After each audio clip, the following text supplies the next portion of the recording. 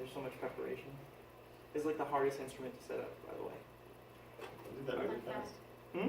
That was actually really fast. Probably that. No, because I prepared everything before. Like, okay. Like I put this together. Okay, ready?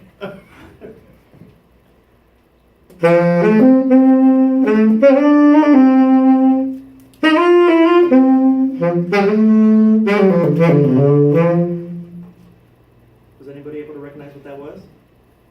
That was a song called Something About Us by Daft Punk, and I'm pretty sure all of you guys know that's an electronic band. Something that I learned while playing the saxophone for 7 years is that it's an instrument that allows people to express a lot of emotion through the way they play. I'm pretty sure all of you have heard a song before that included a saxophone either playing a solo or playing a cool musical line in the background. But what a lot of people don't realize is there's a lot more to the saxophone that meets the eye, or ear. Now, like I said before, I played the saxophone for 7 years. I played many different types of saxophones in many different genres. And that's why I wanted to talk to you guys today about the wonderful world of saxophones. And first I'm going to talk about the history of saxophones. Then I'm going to talk about the many different types. And then finally I'm going to talk about its uses in music. Let's start from the beginning and talk about the history of the saxophone. The saxophone was invented by a man with a very unfortunate name of Adolph Sax.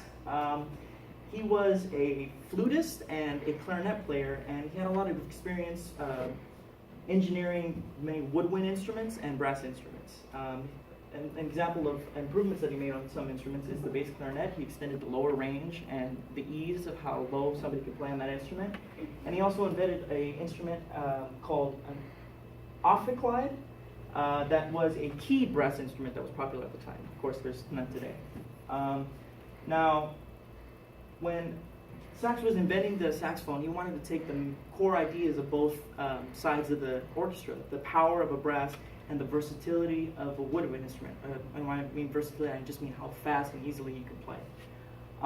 And essentially, he took both ideas and just mashed them together. He took the mouthpiece of a bass clarinet and he put it on a prototype ophicleide that would receive the mouthpiece.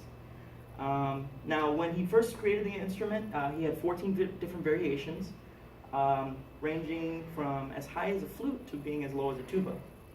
Now, when he first patented the sax, that patent lasted for 14 years, and when that patent ended, a lot of different manufacturers made improvements on the saxophone. Now, one of the main improvements was they extended the lower range of the instrument, being the lowest used to be B, and it then went to B flat. So from the bottom to even lower.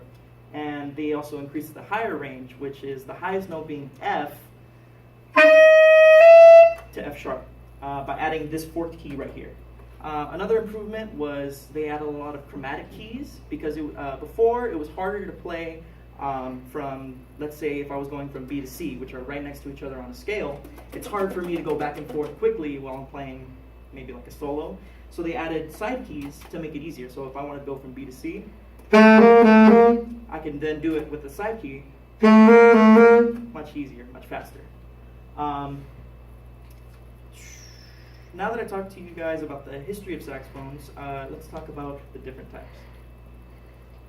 Like I said before, when he first patented, there were 14 different types of saxophones, each alternating in keys of B flat, E flat, F, and C. Now, the E flat and B flat instruments were known as the military family of saxophones, and the F and C were used as an orchestral family of saxophones. Now, starting from the top, it's the soprano sax, which is in B flat. It's the highest instrument. Moving down, it's the sopranino, soprano, alto, tenor, each getting progressively bigger and alternating between B flat and E flat. So respectively, it starts B flat, E flat, B flat, E flat, B flat, and they all jump in octaves. So this one is one octave, which just means it's 12 notes above this instrument. And when I say a key, I just basically mean that when I play my home note, which is a C, it sounds like a B flat on a piano. If I were to play a B flat on the piano, that's what my C sounds like. It keeps getting lower, by the way. Going down to the baritone. Now, I played this one before in the night shift, the Citrus band here. goes down to bass, which is in E flat, one below this. This is an octave below this one called the contrabass, and then the subcontrabass.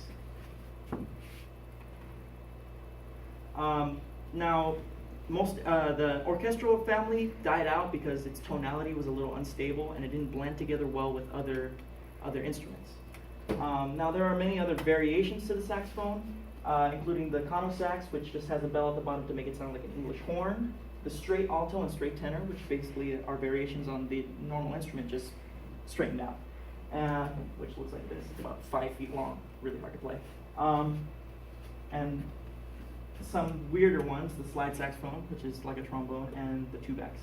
Now, the sax is mostly, now that I've talked to you guys about the different types, let's talk about how it's used in music. It's mainly used as a soloistic instrument, but it's been used as a section instrument in many concert bands, jazz bands, and in pop music.